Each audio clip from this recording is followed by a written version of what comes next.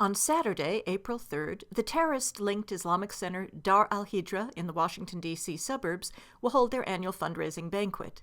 The original flyer for this event headlined that 7 elected officials, all Democrats, were invited. Governor Tim Kaine, now head of the DNC, Congressman Jim Moran, Congressman Jerry Connolly, Senator James Webb, Fairfax Board of Supervisors Chairwoman Sharon Belova, Fairfax Supervisor Penny Gross, and Virginia State Delegate Kay Corey.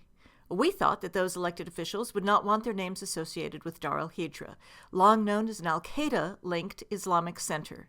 We had posted on Dar al-Hijrah at biggovernment.com on February 14th.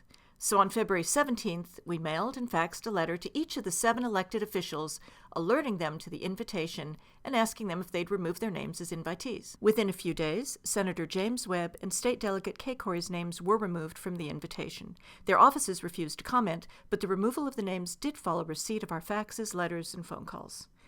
The reasons the others should not legitimate the Dar al-Hijrah fundraiser, we had written them, included the Dar al-Hijrah imam in 2001, Anwar al-Awlaki, the senior al-Qaeda recruiter for 3 9/11 hijackers, imam and mentor to the 2009 Fort Hood shooter Major Nidal Hassan, who had killed 13 people, and online mentor to Umar Farouk Abdul Muttalab, the suspect in the Christmas Day 2009 attempt to blow up Northwest Airlines Flight 253.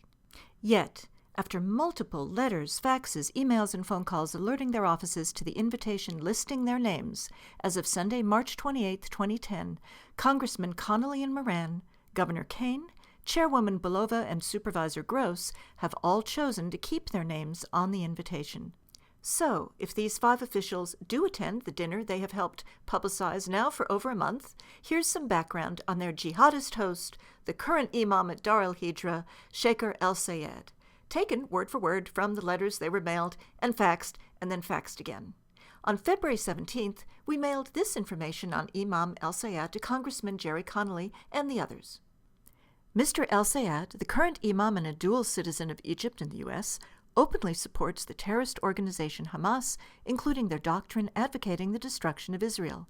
In 2005, shortly after becoming Dar al-Hijrah's imam, he preached that Islam forbids you to give allegiance to those who kick you off your homeland, and to those who support those who kick you off your homeland. We do have license to respond with all force necessary to answer our attackers.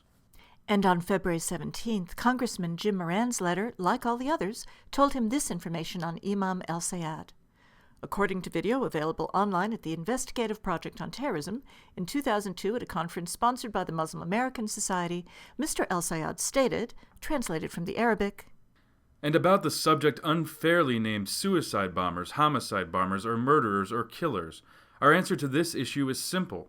To decide that this man is a martyr or not a martyr is a pure religious matter. Nobody who is not Muslim has any right to decide for us, we the Muslims, who is a martyr or another. We as Muslims will decide that. It is in-house business.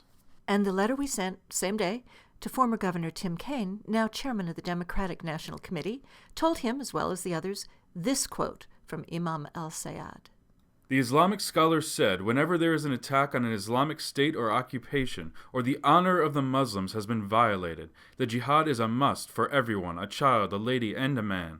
They have to make jihad with every tool they can get in their hand, anything they can get in their hand, and if they don't have anything in their hand, then they can fight with their hand without weapons. These 5 elected officials' names are still on the flyer. Only 5 days remain for them to tell the American public whether they support Imam el-Sayed and his jihadist doctrines. Yeah, I think we got that fax. I don't know what the response is at the moment, and the supervisor's not available.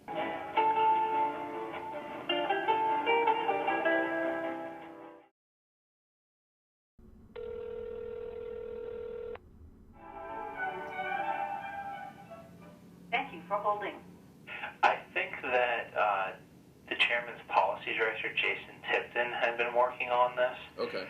He's actually out of the office. Hi, is Jason Tipton available? He's actually currently on another call. I can give you his voicemail if you'd like.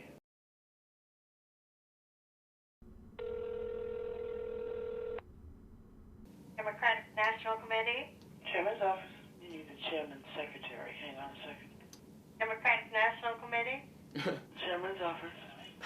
Let me give you communication. If he is invited, he doesn't plan to attend, so I just want to make sure that you guys knew that we actually haven't been invited, so. Did you actually contact the Islamic Center in regards to having his name removed? I don't know if we have. Somebody else was looking at that.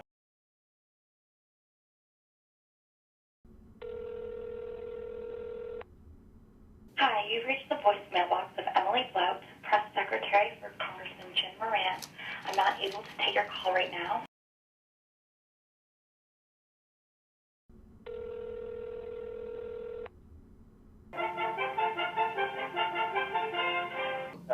I'm not familiar with any of this. Why don't you just send me an email and then we can talk about it?